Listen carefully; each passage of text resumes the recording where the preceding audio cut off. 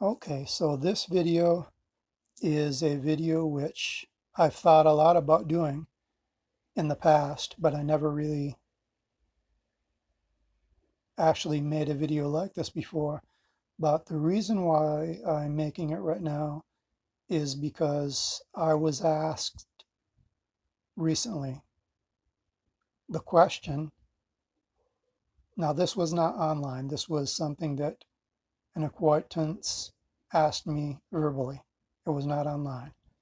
But they asked me if I were to debate Darth Dawkins, how would I debate him? What would be my method? So that's what this video is going to be about. Now, it is not my objective or my intention to go into specifics right now. This is going to be very general. So first, I would say in any debate, it does not matter. Now, this is all of this, what I'm going to say in this video is basically my own view. I believe the most powerful tool anyone can have in any debate, it doesn't matter what the subject is, the most powerful tool anyone can be equipped with is the truth. If you have the truth, that is the most powerful tool you can possess. Okay, that being said, let me say this again. I've said it before, and I will say it right now. Darth Dawkins, above all else, before he is a man, before he is a so-called fundamentalist Christian, before he is a human being, before he is anything, above all else, he is a bold-faced liar. He is a proven liar, time and time again. I have on my channel right now a playlist which is known as Hall of Lies. It's growing longer and longer, almost daily.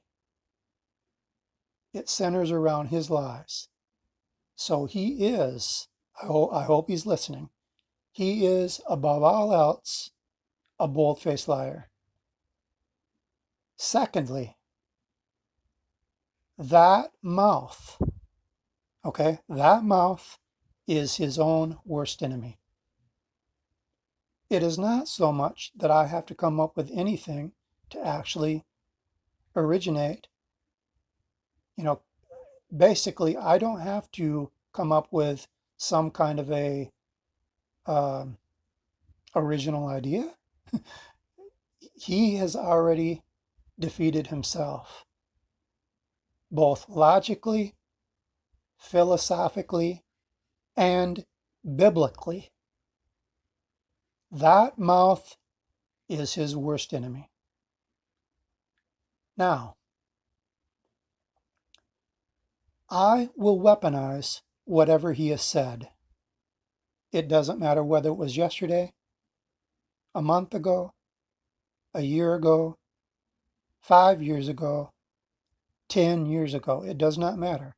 I will weaponize and take advantage of anything and everything he has ever said. My advice to him, if he's listening, don't debate me. It is better, Darth Dawkins, go to your tool shed or your garage, find your staple gun, and staple your mouth shut. Because after you debate me, you are going to look like a silly little monkey. Okay? In a debate with you, I am not your friend. I'm not going to be nice. I'm going to use force. I'm not going to ask you anything. I am going to forcibly put your own strategy and turn it against you. So I will, using your own words, I'm going to be using your own rope to hang you with Again, using your own words, I will be going for your jugular. Okay? Now, let me explain a little about my theory of debate. I can call it a theory of debate. I believe any debate is similar to a game, especially for him. He often talks about strategy, tactics, and he often uses the expression game over. Darth Dawkins is not concerned about truth. He does not care anything about what is true. He only cares about scoring a win in the game. That is a beautiful, beautiful thing for me. Now, most debaters, as far as I'm concerned, far more often than not, they do not have a central idea or a central theme. They are, for example, they are like a boy that is learning how to play chess for the first time. Either they do not have any idea or theory about what they're going to do, or they try every idea, or it could be a combination of both. So they lack a central theme. Now, as in any debate, as in any game, there is both an offensive and a defensive part of the debate. The offensive part is the questions that you ask an opponent. The defensive part is how to reply to the questions. Now, I would consider Darth Dawkins to be one of the easiest persons to debate. For one reason, not only one reason, but primarily for one reason. He is predictable. In virtually every debate he has, you will see him ask the same questions over and over. So he is predictable. He is like a Beverly Hillbillies rerun. It never changes. Because of that, because he has a script, and of course I know he says everyone has a script, but because he has a script, he uses it over and over again and again, and because of that, that is an item in itself that can be used to weaponize and turn it into a weakness. So it is very easy to prepare defensively for anything that he throws at me. I will be totally prepared because I know his questions. I know his MO. I know his script inside and out, backwards, forwards. There's nothing he can throw at me that's going to surprise me. Offensively, I have an advantage over him because he cannot go to the internet and look at videos of me debating. He does not know what I will say. He does not know what I will ask, generally. Okay, so he is not familiar in general with my worldview or my web of beliefs. He is not acquainted with my methodology. So I have already developed a series of questions which I know the answers to. Let me elaborate on that. I know what he will say when he answers the questions. So in other words, there will not be a single question that I will ask him that I do not already know the answer to. Now, I will not say specifically what those questions are right now, because this is not intended to be an elaborate video or to, have any type of a breakdown on what I'm going to say. I'm not going to give him that advantage.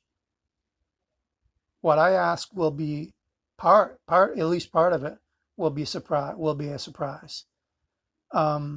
But actually, before I even get to his worldview, before I ask him any questions which are directly related to his worldview or his philosophy, there are some other questions which are very important, which I will ask him first. These are questions that I have never, personally, I have never seen anyone ask him before. I will give an example. Now, for example, he often speaks about someone not being neutral. He says that no one can be neutral. This is just an example. He says there's only two options. Okay, beautiful. My questions will have a similar form. They will either be a yes/no question or a two-option multiple choice question. He will not be able to say yes and no, or he will not be able to answer using both options. It will have to be one or the other. So in other words, and this is going to sound familiar, there will not be any so-called middle ground or neutrality. Okay, so this form or this series of questionings will, in principle, it's going to demolish and completely expose his worldview. It's going to expose it for being just as incoherent as the one that he accuses atheists of having. Okay, also, like I said before, I will not ask him a single question that I don't already have the answer to, and it does not matter how he answers any of the questions that I ask him. Okay, so as I said, it is not my objective in this video to elaborate. That is a basic idea of how I would debate Darth Dawkins.